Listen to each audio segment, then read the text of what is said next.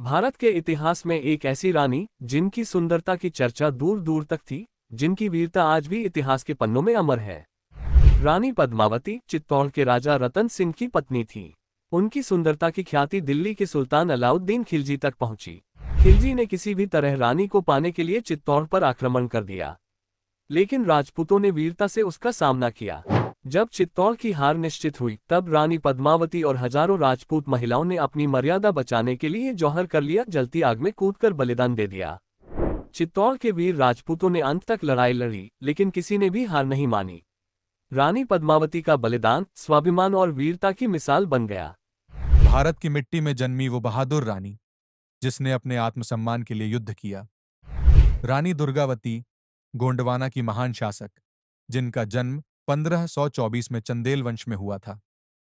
पति की मृत्यु के बाद रानी ने अपने पुत्र वीर नारायण के साथ राज्य की बागडोर संभाली और मुगलों के बढ़ते प्रभाव का डटकर सामना किया। 1564 में अकबर के सेनापति आसफ खां ने गोंडवाना पर आक्रमण किया, लेकिन रानी ने हार नहीं मानी। अपने साहस और रणकौशल से रानी दुर्गावती ने मुगलों को कड़ी टक्कर दी। लेकिन जब हार निश्चित हुई, रानी ने आत्मसमर्पण करने के बजाय वीरगति को चुना और अपनी तलवार से स्वयं बलिदान दे दिया। रानी दुर्गावती की वीरता आज भी हमें प्रेरणा देती है। क्या आप इस महान रानी की कहानी जानते थे? कमेंट में बताइए। भारत के इतिहास में कई वीरांगनाएं हुईं, लेकिन अहिल्याबाई होलकर का नाम न्याय, सुशासन और धर्मपरायणता का प्रतीक बन गया। 31 मई 1225 को महाराष्ट्र के चौड़ी गांव में जन्मी अहिल्याबाई को कौन जानता था कि वे एक दिन एक महान शासक बनेंगी।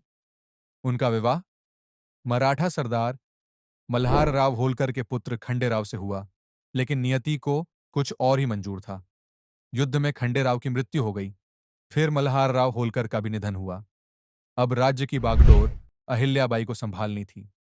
1767 में उन्होंने मालवा की गद्दी संभाली और न्यायप्रिय, धर्मपरायण और दूरदर्शी शासक बनी। उन्होंने न केवल अपने राज्य को समृद्ध बनाया, बल्कि भारत के कई तीर्थ स्थलों पर मंदिरों और धर्मशालाओं का निर्माण कराया।